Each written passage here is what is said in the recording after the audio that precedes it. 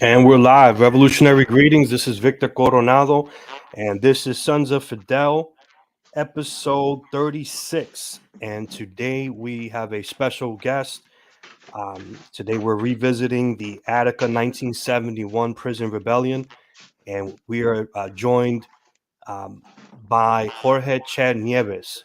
Che, how we doing, brother? We're doing good, man. We're doing good. All right. I'm excited over this whole situation because Attica to me means a lot, man. Being that I was there, it means a Absolutely. lot. Absolutely. I got a question for you even before we start this whole thing. Okay, Um, I didn't reach out to you. You reached out to me, exactly. and I want to thank you. I appreciate the gesture, and I'm just curious, what made you reach out to me? Well, one, because you're Latino. Okay, That's one, and because I felt the as Latinos, we have a sense of identification, like a cultural identification, and not that I feel uncomfortable with anybody else. No, I don't. right, But I feel comfortable speaking to one of my own, right. I you know you were know, checking out and some of the videos that I was doing, and then you reached out to me, and I it yeah, just exactly. And I noticed that you was doing some interviews, right, and I said, well, this is the this is the opportunity for me to get in and say my piece because absolutely, there's another brother in our Facebook. He's a young lord, and I'm going to go be talking to him soon too. But I'm going to be talking about Puerto Rico, absolutely, and the whole 9 yards with Don Pedro and all that, right, right. you Well, know. I just want So I wanted to thank you for doing that. I thought it was a great gesture, and I didn't know why. I wanted to wait for the opportunity now to ask you, and I just I just want to thank you. I appreciate it. And I want to thank you, man, for Yeah, allowing me to come onto this program and talk about Attica, man. I want to thank you. So it's a mutual thanks, absolutely, absolutely. So let's get right into it. You're now 75 years young. Um, Talk to me a little bit about your childhood and where you grew up and what it was like. I grew up in Brooklyn. I grew up in one of the roughest neighborhoods in Brooklyn, and that was Bed-Stuy. Bed-Stuy. I grew up in there, Bed-Stuy, and I grew up in East New York, and I grew up in Williamsburg, all throughout Brooklyn, all my life. I was born in the United States, unfortunately, and I was raised here, But when I was young, I used to go to Puerto Rico and spend it with my grandparents. My mother's Jamaican. My father is Puerto Rican, a man that I only met once in my life. So I grew up with my mother, and when I was 12, she passed away. So I was all by myself in the world. Actually, literally, I was all by myself in the world, and I dipped and dabbed in a lot of things, Right, and I got caught up in gangs, Brooklyn gangs, and right. and one of the gang wars when I was 14, and one of the wars of the gangs, I wound up hurting somebody that unfortunately died, and so I was arrested and charged for murder, and I How old was are you? I was How old are you? 14. I was 14, 14. and I charged with murder, and I was scared. Yeah. I was scared. For the first time in my life, I was scared because when I was in the streets, I wasn't scared of nothing. Right. Right. Right. But who is? When you grow up in the street, you ain't scared of nothing. Right. But I was scared. And so the first opportunity and the first plea that was given to me, which was manslaughter in the first degree, first of all, I didn't have no intentions of hurting the person. Right. The person took a knife out on me and I tussled with him. Right. And I took it away, and I did what I had to do, Right. because it was either him or me, Right. But I had no intentions of hurting him or killing him. I had no intention. It never crossed my mind. As a matter of fact, many fights that we had in gangs, I never attempted to hurt nobody. I used to fight with my hands, and but with knives, I try to stay away from that. But the guy took a knife out, and I had to do what I had to do, and so I wound up in jail. And after almost a year and a half of going to trial and all that stuff, I took a plea. And I took a plea to 7.5 to 15. And I was sent upstate. Now, Now, I was, did you immediately go to Attica, or you were somewhere else first? no. At first, I went to Eastern Correctional Facility, Nabernack. And it was in Nabernack that I began playing handball. I used to work in the tailor shop. I started working in the tailor shop. And as a matter of fact, I got good in tailoring. I was making clothes and stuff like that. But on my recreation periods, I used to play handball. And I became real good at it. I mean, real good. And I mean, and they noticed you. yeah, man, shoot. My stepfather used to come to see me. And he used to leave me cigarettes, and I used to play them in the yard. Cigarettes is called money in prison. Right. It's money. So I used to play, and I used to have a cell full of cigarettes because I got good at handball. Right. Then one day, as I was walking along, one of the brothers, he said, "I'm watching you playing, man. You're good." I said, "Yeah, I think I'm good." He said, "How good are you?" I said, "I'm real good. You want to play me?" He said, "No, I don't want to play you in handball. I want to see how good you are in reading."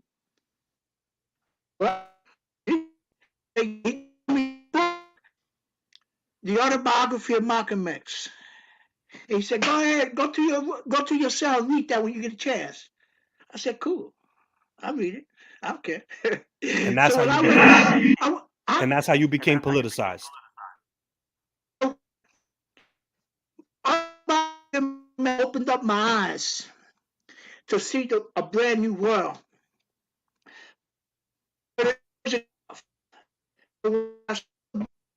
Because I had to return the book. I said, "I like the book." And then one of the brothers, man, he said, "You do? You want to hang out with us for a while? And we're gonna teach you something." I said, "Yeah, cool." And you know what they were? They were Marxism. I said, "Huh? Marxism? What is that?" It was Marxism.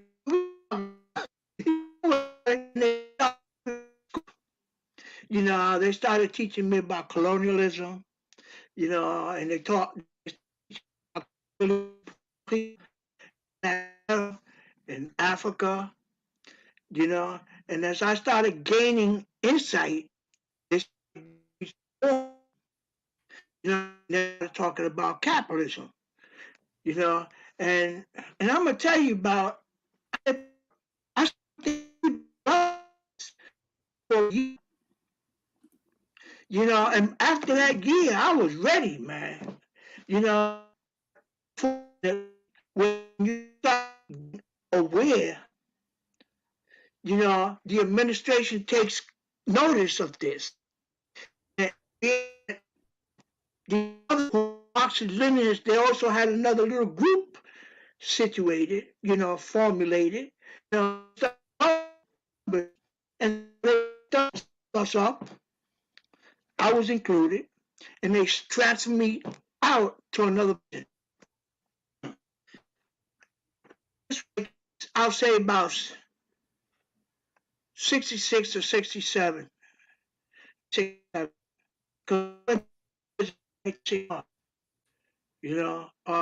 I stood in a city about almost close to 2 years. 2 years after I was in prison, then I met these brothers, and I started hanging out with them. About a year after that, we started growing in numbers. And they me, you know. Oh, before that happened, they said we're gonna give you a name. And I said, what? What you gonna call me? He said, we're gonna call you Che. You know, I And said, that's how Che. the name. That's how you got the I name. said, you know, I got the name because I was aggressive. Once I started becoming political, I was from police. You know, I mean, the police talked to me bad. I talked to them bad too. I didn't say, you, and I had that name ever since. It's almost like 60 years later. I still Right. got that name. So anyway, we was transferred to Auburn prison, and it was in Auburn. Some of us was, not everybody. And I went to Auburn prison,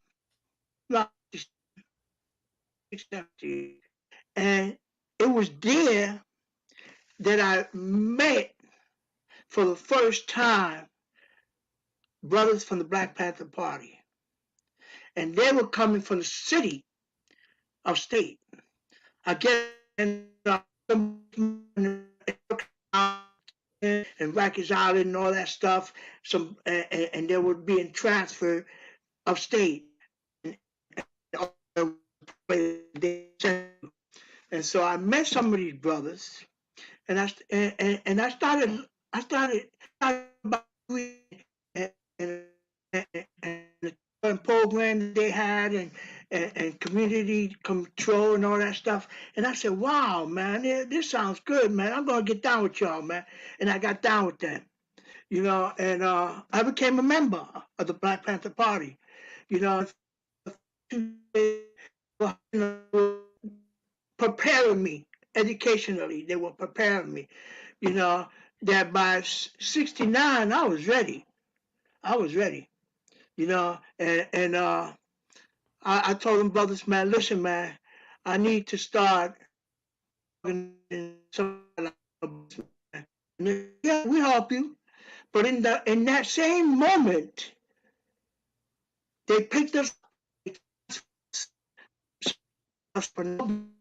to Attica. And it seems that every time